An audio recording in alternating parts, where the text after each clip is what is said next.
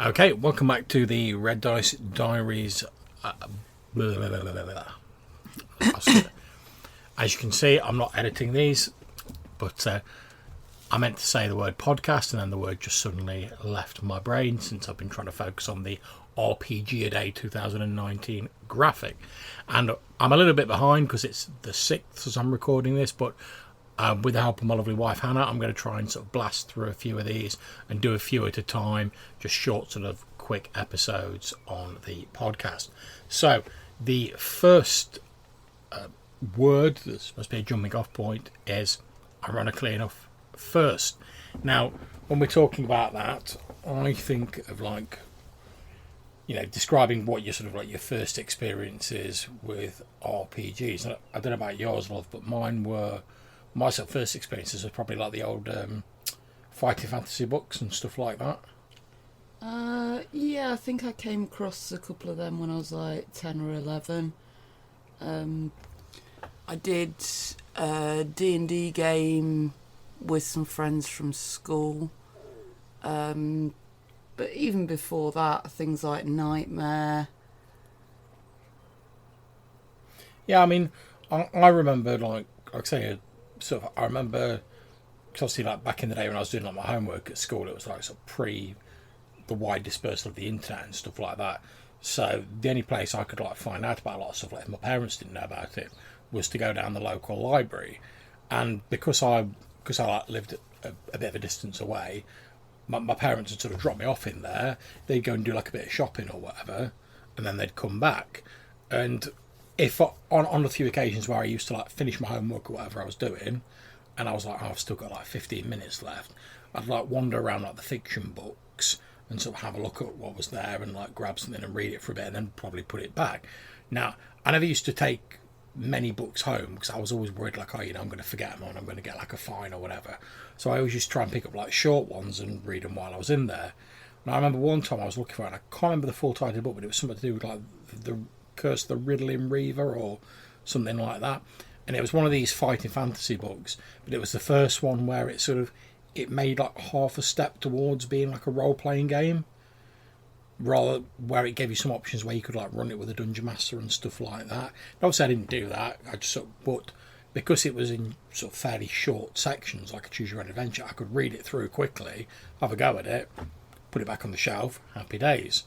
And then later on, when that had finished, that led me on to like the advanced fighting fantasy books, which, as you know, I've still got copies of, and they've sort of been re-released by Arian Press, I think it is.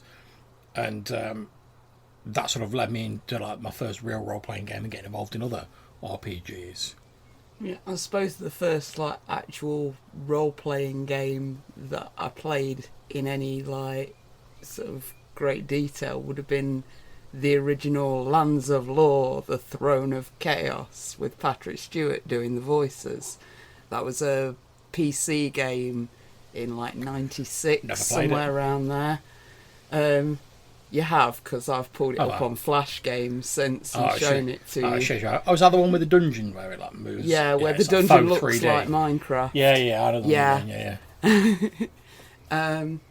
I played that for ages, but it's a bit of a dodgy game, and if you don't find all the right keys in the right order, you can't finish it, and I don't think I ever have.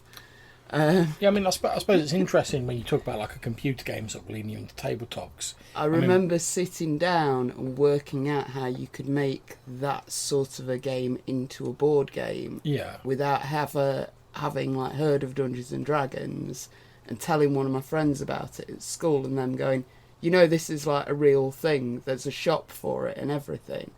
And then next time we met up in town, going to Spirit Games and being like, Magic the Gathering cards, miniatures, roleplay books. Yeah. I was just thinking, it's interesting that you mentioned a computer game leading you into tabletops. Nowadays we think about sort of like, I know there's a lot of stuff about people saying like, people don't go for tabletop as much because there's more computer games and it's more high tech and stuff like that. So and I know obviously the computer games like we played when we were younger were like far less high tech than they are now. I mean, I was big into like the text adventure games, as you know, and they're just walls of text where you have to imagine everything and just like spend hours wrestling with like what word combination you have to type in to do stuff.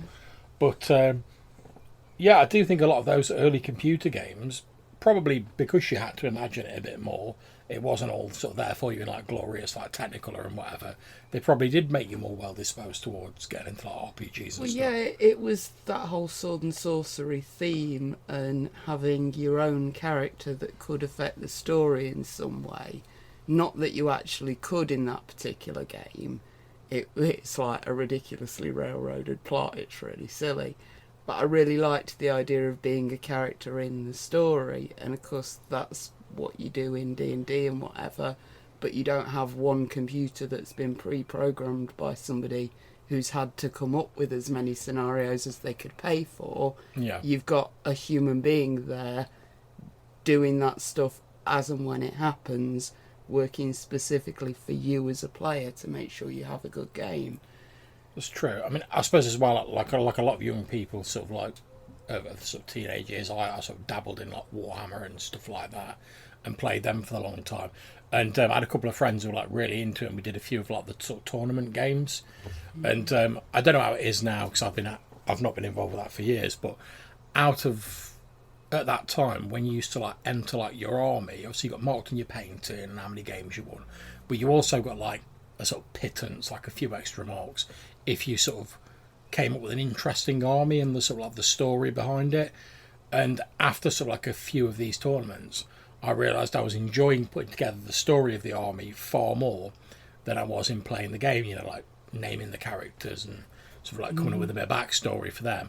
And obviously in like a role play game, if you're a player, you detail out your own character and you expand on them, whereas if you're a GM, you've potentially got limitless NPCs that you get to play and you get to sort of mess around with the background of.